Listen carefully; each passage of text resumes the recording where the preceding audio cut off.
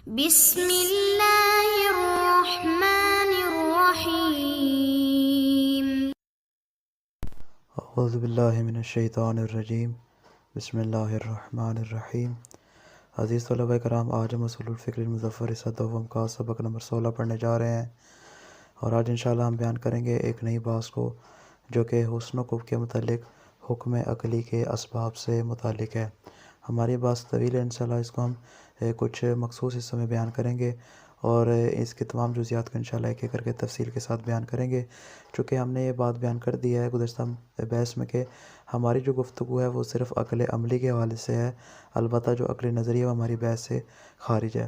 اب عقل عملی کے ذریعے جب ہم حسن و قبح کا حکم لگاتے ہیں تو وہ کون کون سے اسباب اور کون کون سے وجوہات ہیں کہ جن کی وجہ سے ہم اس کے اوپر حکم لگاتے ہیں، ان تمام اسباب کو انشاءاللہ تفصیل سے بیان کریں گے۔ اس کائنات میں جتنے بھی حادثات اور ممکنات ہیں سب مؤثر یعنی کسی علت اور سبب کے محتاج ہیں۔ جتنے بھی حادثات ہیں، جتنے ممکنات ہیں سوائے واجب الوجود کے، سب کسی نہ کسی علت اور سبب کے محتاج ہیں۔ انہی ممکنات میں سے ایک عقل عملی کا ادراک ہے، یعنی کسی فعل اختیاری کے حسن و قبح کا جب ہم کو لگاتے ہیں تو وہ یہ والا جو حکم ہے حسن و قبح کا، یہ کسی قانون کلی کی اساس کے مطابق ہونا چاہیے، اور یہ جو ہم اس کو اس قانون کلی کے تحت قرار دیتے ہیں یہ بھی کسی سبب کا محتاج ہے۔ یعنی آسان الفاظ میں کیا کہیں گے کہ جب ہم کہہ رہے ہیں کہ یہ فعل حسن ہے تو کیوں حسن ہے، ہم اس کے اوپر حسن ہونے کا حکم کیوں لگا رہے ہیں، یہ فعل کبھی ہے تو کیوں کبھی ہے، اس کے اوپر کبھی ہونے کا حکم ہم کیوں لگا رہے ہیں۔ فرماتے اس چوتھے امر میں انشاءاللہ ہم ان تمام علل اور اسباب کو بیان کریں گے تاکہ آپ کو معلوم ہو سکے کہ ان میں سے کون سا محل بحث میں شامل ہے اور کون سا ہماری محل بحث سے خارج ہے۔ مصنف فرماتے ہیں کہ از باب استقرا کی شرط کیوں لگائی، یعنی میں نے جتنے تلاش کیا، مجھے جتنے اسباب ملے، اور اسباب تتبع میرے سامنے جتنے اسباب آئیں میں فقط ان کو بیان کر رہا ہوں۔ البتہ آپ کے ذہن میں یہ نہ رہے کہ یہ حصر عقلی ہے، یعنی عقل میں صرف اتنے موارد آتے ہیں، ممکن ہے اس کے علاوہ اور بھی اسباب اور اس کی علت موجود ہوں، لیکن فرماتے ہیں اسباب استقرا میرے سامنے تقریباً اس کی ممکنہ 5 صورتیں آتی ہیں، یعنی 5 طرح کے ہمارے سامنے اسباب اور علل آتے ہیں کہ جس کے تحت ہم عقل عملی میں حسن و قبح کے بارے میں حکم لگاتے ہیں۔ سب سے پہلی صورت یہ ہے کہ عقل نظری کی وجہ سے انسان کسی چیز کے کمال اور نقص کا ادراک کرتا ہے، یعنی جس طرح ہم نے گزشتہ بیان کیا تھا کہ ہم نے حسن و قبح کے جو معنی بیان کیے تھے اس میں کہا تھا کہ حسن و قبح کا پہلا معنی کیا ہے، کمال اور نقص۔ ہم نے کہا تھا کہ انسان کی جو عقل نظری ہے وہ کیا کرتی ہے، پہلے علم حاصل کرتی ہے، ادراک حاصل کرتی ہے کسی چیز کے کمال اور نقص کا۔ جب کمال اور نقص کا وہ ادراک حاصل کر لیتی ہے اس کے بعد پھر وہ عقل عملی کے میدان میں وارد ہوتی ہے۔ جب عقل عملی کے میدان میں آ جاتی ہے پس یہ عقل عملی کیا کہتی ہے کہ چونکہ اس چیز میں کمال پایا جاتا ہے لہٰذا اس کو انجام دو، اور چونکہ اس میں نقص پایا جاتا ہے لہٰذا اس کو ترک کرو۔ فرماتے پس یہاں پر یہ جو عقل نظری حقیقت میں یہ سبب بن جائے گی اس بات کا کہ ہم عقل عملی میں کسی چیز کے اوپر حسن و قبح کا حکم لگا رہے ہیں۔ انشاءاللہ آپ کے لیے بات واضح ہو چکی ہوگی کہ عقل نظری یعنی بنیاد کیا ہے، عقل نظری، اس کے بعد یعنی جب ہم اس کا علم حاصل کر لیتے ہیں پھر عقل عملی کا میدان آتا ہے، اور عقل عملی میں جب ہم حسن و قبح کے مطابق عمل کرتے ہیں تو اس کی بنیاد کیا ہے، وہی عقل نظری ہے جس کے تحت ہم نے کسی چیز کے کمال اور نقص کا ادراک کیا تھا، لہٰذا ہم اس چیز کے حسن اور قبح کا حکم اس پر لگا دیتے ہیں۔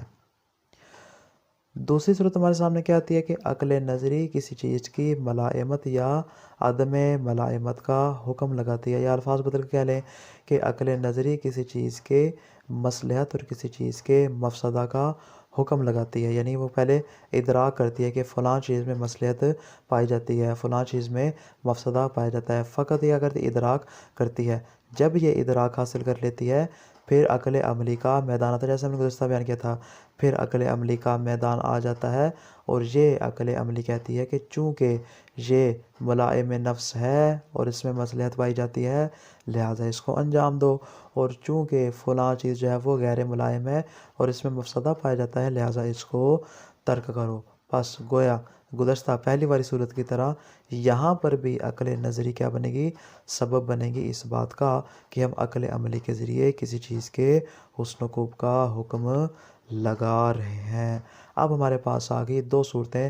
اب ان 2 صورتوں کے بارے میں مصنف پہلے تجزیہ پیش کریں گے، تجزیہ مکمل کرنے کے بعد پھر انشاءاللہ آگے ہم پھر تیسری صورت کو بیان کریں گے۔ فرماتے کہ ہم نے 2 صورتیں بیان کر دی۔ پہلی صورت ہم نے بیان کر دی کہ عقل نظری کمال اور نقص کا ادراک کرتی ہے، اور دوسری صورت ہم نے کہہ دی کہ عقل نظری کسی چیز کے مصلحت اور مفسدہ یا ملائمت و عدم ملائمت کا ادراک کرتی ہے۔ فرماتے کہ یہ جو عقل کمال اور نقص کا یا ملائمت و عدم ملائمت کا ادراک کر رہی ہے، یہ ہمارے سامنے ممکنہ 2 صورتوں پر آتی ہے۔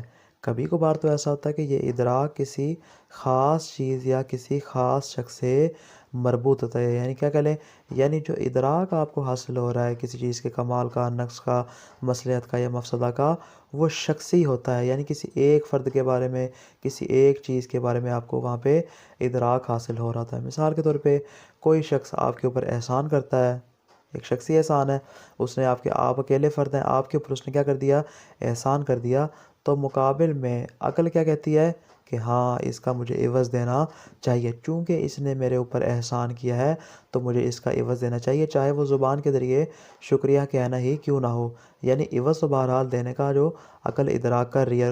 عقل کیا کہتی ہے کہ احسان کا بدلہ دینا جو ہے وہ حسن شمار ہوتا ہے۔ یہاں پہ اب احسان کس نے کیا؟ احسان کرنے والا ایک شخص ہے، اس نے آپ کے اوپر احسان کیا ہے، اور آپ کیا کر رہے ہیں کہ جو ادراک کر رہے ہیں اس کے بدل کا اور اس کے عوض کا وہ ادراک شخصی ہے۔ یہ مثال ہوگی حسن کی۔ خوب کی مثال بھی ایسے لے لیں کہ کوئی شخص آپ کے ساتھ برائی کرتا ہے تو اس کے عوض آپ اس سے انتقام لینا چاہتے ہیں، چاہے وہ زبان سے ہو، ہاتھ سے ہو، یا کسی بھی طریقے سے ہو۔ آپ کے دل میں آتا ہے چونکہ اس نے میرے ساتھ برا کیا ہے لہٰذا میں اس کے ساتھ کیا لوں گا، انتقام لوں گا۔ اب یہاں پہ جو حسن اور قب کا حکم لگایا جا رہا ہے یہ شخصی ہے، فقط ایک شخص کے ساتھ ہی مربوط ہے، سب کے درمیان جو عام اور عمومی شمار نہیں ہوتا۔ فرماتے ہیں پس چونکہ یہاں پر ادراک حسن و قب جو ہے وہ شخصی ہے، فقط ایک فرد کے ساتھ خاص ہے، پس یہاں پر بہتر ہے کہ ہم اس کو حسن و قبح عقلی کا نام نہ دیں۔ اگرچہ عقل حکم لگا رہی ہے، یہاں پہ ادراک بھی حاصل ہو رہا ہے، حسن و قبح کا حکم بھی لگا رہے، لیکن فرماتے ہیں ہم اس کو حسن و قبح عقلی کا نام نہیں دیں گے۔ کیوں؟ اس لیے کہ احکام عقلی جتنے بھی ہوتے ہیں وہ سارے کے سارے کلی ہوتے ہیں، عمومی ہوتے ہیں، جامع ہوتے ہیں، وہ ایک قانونی کلی کی حیثیت رکھتے ہیں جو کہ تمام افراد کو شامل ہوتے ہیں، جبکہ معنی نفی میں کیا ہے، فقط ایک شخص ہے، ہمارا حکم وہاں پہ شخصی لگ رہا ہے، لہٰذا ہم اس کو حکم عقلی کی بجائے حسن و قبح عاطفی کا نام دیں گے تو میرے خیال میں وہ زیادہ بہتر ہوگا۔ تو کیا نتیجہ نکلا کہ جس مقام پہ ادراک حسن و قبح شخصی ہوگا ہم اس کو حسن و قبح عقلی کا نام نہیں دیں گے بلکہ ہم اس کو حسن و قبح عاطفی کا نام دیں گے۔ اس کے بارے میں انشاءاللہ بیان کریں گے، اس کے بارے میں بحث ہے یا بحث نہیں ہے۔ یہ ہوگی ہمارے سامنے پہلی صورت، کس کی؟ کمال اور نقص کی اور مصلحت اور مفسدہ کی پہلی صورت۔ دوسری صورت ہمارے سامنے کیا آتی ہے کہ یہ ادراک نوعی ہو، یعنی شخصی کے مقابلے میں کیا ہو، نوعی ہو۔ یا نوعی کا مطلب کیا؟ یعنی تمام بشریت کے ساتھ متعلق ہو، نہ کسی ایک چیز یا کسی ایک شخص کے ساتھ۔ مثال کے طور پہ انسان علم کے کمال کا ادراک کرے، علم کیا ہے؟ علم عمومی ہے، کسی ایک فرد کے ساتھ تو خاص نہیں ہے بلکہ علم جامع بین الناس ہے، سارے افراد کو شامل ہے۔ فرماتا ہے کہ انسان علم کے بارے میں ادراک کرتا ہے کہ علم میں کمال پایا جاتا ہے، فرماتے ہیں پاس یہ جو ادراک ہے یہ فرد کے ساتھ خاص نہیں ہے۔ اسی طرح یہ تو ہو گیا کمال، اور جو دوسری صورت میں بیان کی مصلحت و مفسدہ کی، انسان علم کے حصول میں منافع اور مصالح کو دیکھتا ہے کہ ہاں علم حاصل کرنے کا یہ فائدہ ہے، علم حاصل کرنے میں یہ مصلحت پائی جاتی ہے، فلاں فائدہ ہے، فلاں فائدہ ہے، فرماتے ہیں تمام منافع کو دیکھتا ہے تو اس کو کیا کرتا ہے، ملائم نفس شمار کرتا ہے۔ فرماتے ہیں یہاں پر بھی جو اس کے منافع اور مصالح کسی ایک شخص کے ساتھ خاص ہیں، یعنی جو جان لے گا فقط اسی کو حاصل ہوں گے، فرماتے ہیں نہ، جو بھی علم حاصل کرے گا اس کو یہ منافع حاصل ہو جائیں گے۔ تو اس کا مطلب یہ ہے کہ یہ منافع اور مصالح جو حاصل ہو رہے ہیں یہ بھی خاص نہیں بلکہ کیا ہے، عمومی شمار ہوتے ہیں۔ تو کیا نتیجہ نکلا کہ یہ جو دوسری صورت ہمارے سامنے ہے یہ ادراک نوعی ہے جو کسی ایک فرد کے ساتھ خاص نہیں ہوتی بلکہ تمام افراد کو شامل ہوتی ہے۔ یہ ہم نے مثال دے دی حسن کی، اب قب کی مثال دے رہے ہیں کہ انسان کیا کرتا ہے، جہل کے نقص کا ادراک کر لیتا ہے، یا وہ دیکھتا ہے کہ جو جہالت ہے اس کے اندر فلاں فلاں مفاسد موجود ہے، اس میں فلاں فلاں نقصانات موجود ہیں، فرماتے ہیں یہ بھی عمومی ہے۔ جہل کا جو نقص ہے وہ بھی عمومی ہے، سب کے اوپر برابر صادق آتا ہے، اور جو اس کے اندر مفاسد موجود ہے وہ بھی کسی ایک شخص کے ساتھ خاص نہیں ہے، بلکہ وہ تمام کے تمام افراد کو، یعنی جو بھی جہالت کے زمرے میں آئے گا اس کو یہ مفاسد حاصل ہو جائیں گے۔ پس یہاں پہ فرماتے ہیں کہ حسن و خوب جو حاصل ہو رہا ہے یہ عمومی ہے، نوعی ہے، شخصی نہیں ہے۔ مصنف فرماتے ہیں کہ حسن و خوب کا یہ والا معنی محل نظام میں شامل ہے، یعنی جس کے بارے میں گفتگو کر رہے ہیں، جو اختلاف ہے اشاعرہ اور عدلیہ کے درمیان، فرماتے ہیں کہ جس معنی کے بارے میں گفتگو ہو رہی ہے وہ یہی والا معنی ہے۔ البتہ فرماتے ہیں کہ جو اس کا شخصی والا معنی ہے، جس کو ہم نے کہا تھا کہ ہم اس کو حسن و بے عقلی کا نام نہیں دیں گے بلکہ عاطفی کا نام دیں گے، یہ ہماری بحث سے خارج ہو جائے گا۔ الرابع اسباب و حکم العقل العملی بالحسن والقبح، حسن و قبح کے بارے میں عقل عملی کے حکم لگانے کے اسباب، علت اور وجوہات کون کون سی ہیں؟ فرماتے ہیں ان الانسان اذا یدرک ان الشیء ینبغی فعلہ، فرماتے ہیں انسان جب اس بات کا ادراک کرتا ہے کہ فلاں چیز ایسی ہے کہ جس کو انجام دینا چاہیے، فیمدح فاعلہ، پس وہ انسان کیا کرتا ہے؟ اس کے فاعل کی مدح کرتا ہے، او لا ینبغی فعلہ، یا وہ ایسی چیز ہے کہ جس کو انجام نہیں دینا چاہیے، فیذم فاعلہ، کیا کرتا ہے؟ اس کے انجام دینے والے کی مذمت کرتا ہے۔ یہ جو مدح و مذمت کی جا رہی ہے، لا یحصل لہ ھذا الادراک جزافا و اعتباطا، فرماتے یہ جو اس کو ادراک حاصل ہوا کہ ہاں اس کی تعریف مجھے کرنی چاہیے، اس کی مذمت کرنی چاہیے، ہر ایک کی تو وہ تعریف نہیں کرتا، ہر ایک کی تو مذمت نہیں کرتا، کچھ افعال ایسے ہیں کہ جن کے انجام دینے پہ تعریف ہوتی ہے، کچھ افعال ایسے کہ جن کے انجام دینے پر مذمت ہوتی ہے۔ فرماتے ہیں کہ یہ جو ادراک اس کو حاصل ہو رہا ہے یہ بلا وجہ اور اعتباطی نہیں، یعنی ایویں بغیر کسی وجہ کے ہم کسی کی تعریف یا کسی کی مذمت نہیں کر سکتے۔ درمیان میں جملہ معترضہ وھذا شأن کل ممکن حادث، فرماتے ہیں کہ یہ صورتحال ہر ممکن اور حادث کے، کائنات میں جتنے ممکنات ہیں سارے کے سارے جو ہیں وہ بغیر کسی وجہ اور علت کے موجود نہیں ہوتے، بل لا بد لہ من سبب، ہر ممکن حادث کے لیے ہمیں ایک سبب چاہیے، اور جس طرح میں نے بیان کیا کہ چونکہ ادراک عقل عملی جو ہے وہ انہی ممکنات میں سے شمار ہوتا ہے، لہذا اس کا بھی کوئی سبب موجود ہونا چاہیے۔ وَسَبَبُهُ بِالْإِسْتِقْرَاءِ أَحَدُ أُمُورِ خَمْسَةٍ، فرماتے ہیں کہ اسباب استقراء اور اسباب تتبع ہمارے سامنے 5 طرح کے امور آتے ہیں کہ جو اس کے اسباب اور علت بن سکتے ہیں۔ نذکرھا ہونا، ہم ان کو یہاں پہ بیان کریں گے۔ فرماتے ہیں کہ کیوں بیان کریں گے؟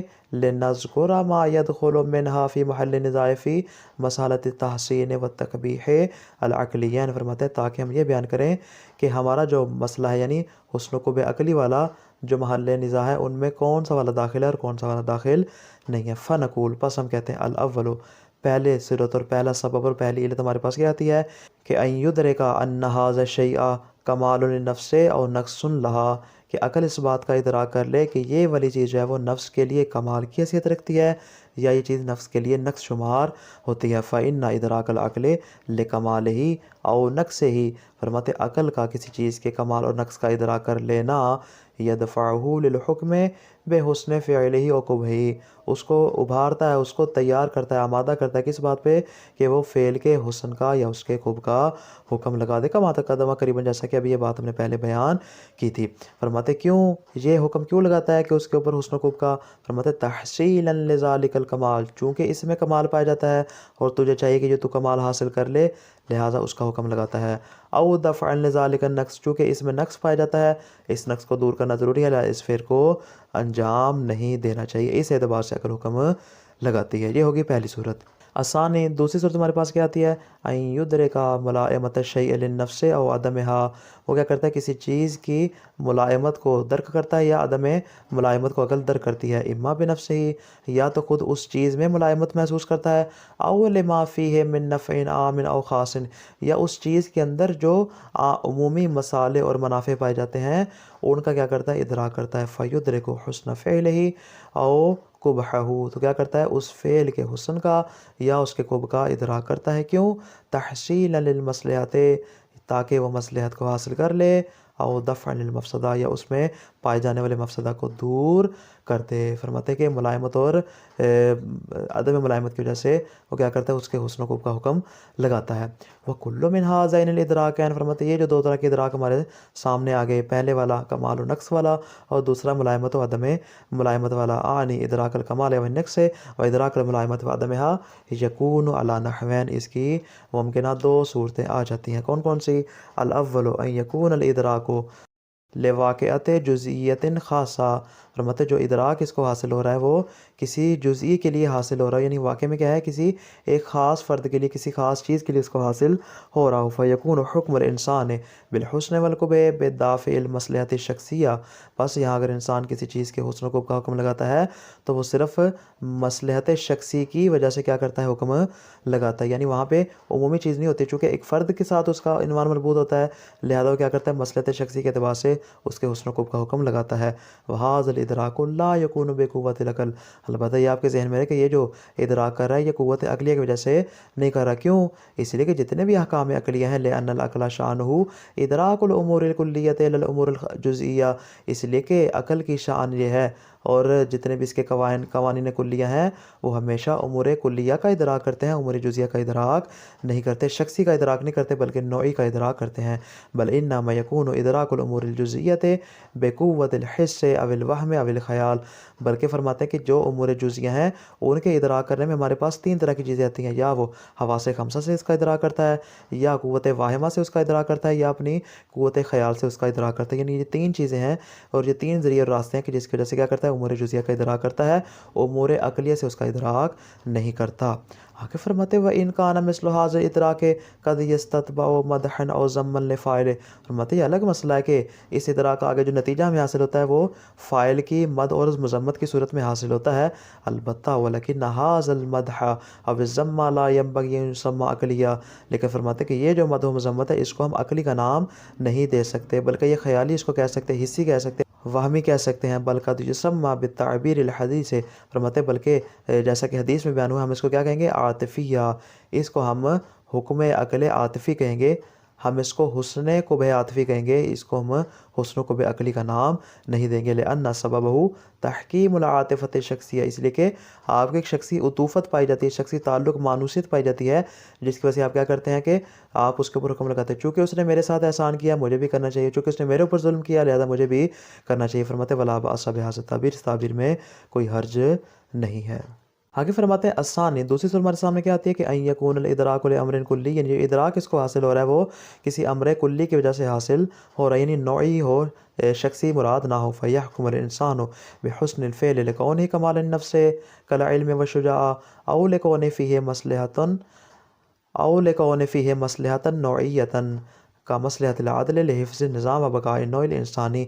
پس انسان کیا کرتا ہے, کسی چیز کے حسن کا حکم لگاتا ہے اس اعتبار سے کہ چونکہ اس میں نفس کا کمال پایا جاتا ہے, جیسے علم ہے, جیسے شجاعت ہے, چونکہ ان میں کمال پایا جاتا ہے لہذا ان کے اچھا ہونے کا حکم لگاتا ہے. یا خود چیز میں نہیں بلکہ اس چیز کے اندر کیا ہے, ایک مصلحت نوعی پائی جاتی ہے, جیسا مثال کے طور پہ عدل کی مصلحت پائی جاتی ہے. کس میں پائی جاتی ہے؟